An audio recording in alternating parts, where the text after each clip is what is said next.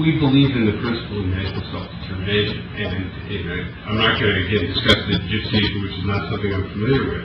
We think it is a good thing for the Jews to have their own state, partly because of the Holocaust, but even before that, 1,000 years or more of anti-Semitism in Europe.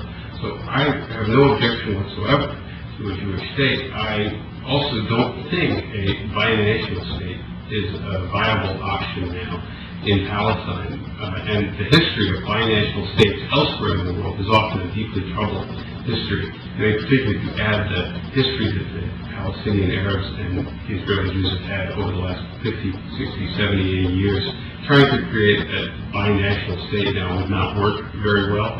So we believe there ought to be a Jewish state. We believe that the Arab minority within the Jewish state in the pre-67 borders should be given full political rights and should be treated like every other Israeli citizen. And we believe the Palestinian Arabs in the West Bank and Gaza should have a viable state of their own. We think that's the best solution here, because we again support the existence of a Jewish state. We also support national self-determination for the Palestinian Arabs. Alan Greenspan, the former chairman of the Federal Reserve, said within the last few days, very controversially, that the war in Iraq was about oil.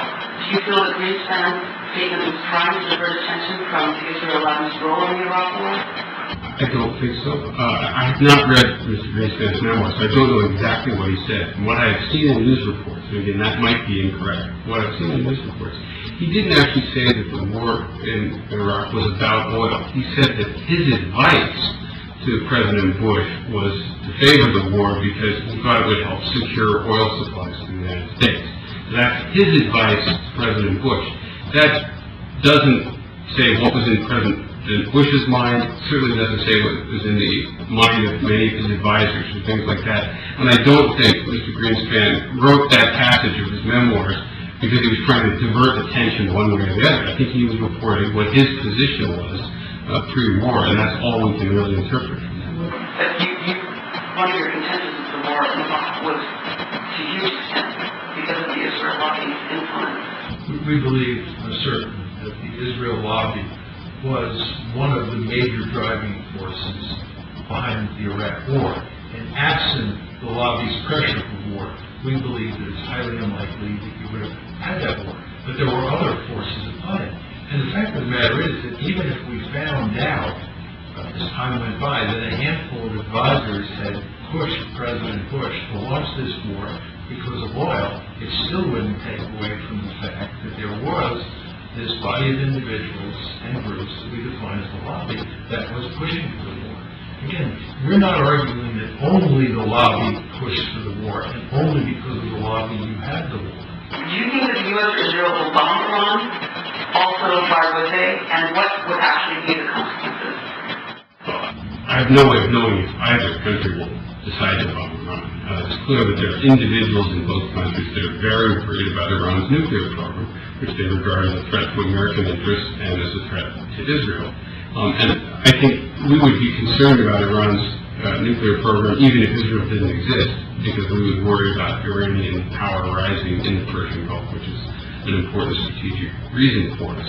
Whether we will choose to try and do something about it militarily, I have no way of knowing, although I would note that many of the same people and many of the same groups that pushed for us to overthrow Saddam Hussein have also been among the loudest voices advocating some kind of action against Iran.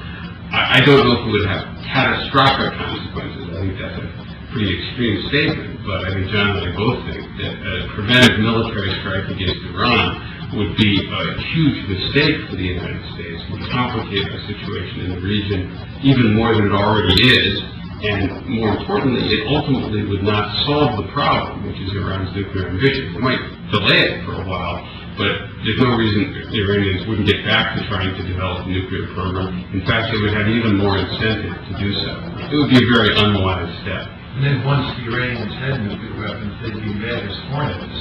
And if you had some crisis down the road between the Israelis and the Iranians, who fear each other greatly, and both of them have their fingers on the nuclear trigger, you can posit all sorts of scenarios where you get a disastrous outcome. But Jerusalem is all good. So why would the Iranians attack Jerusalem? I didn't say that they would attack Jerusalem. I I said that when you get into a crisis situation, you know this now that the records from the Cuban Missile Crisis have been released, it is possible that the players on both sides will come to some unfounded conclusions about the other side and do something foolish. It's not highly likely that that will happen.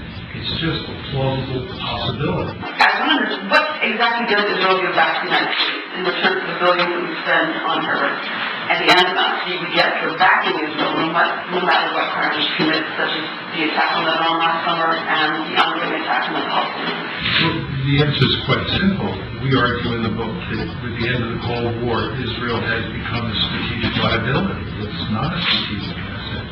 So simply put, the United States is getting hardly anything back for Israel, despite the fact that it gives unconditional aid. And our argument in the book, as you well know, is that what the United States should do is it should give Israel conditional aid. If Israel is acting in ways that are consistent with America's national interest, then we should support Israel. And if Israel is acting in ways that are inconsistent with what our American national interests, then we should use our leverage to change Israeli policy. And if that doesn't work, we should withdraw our support.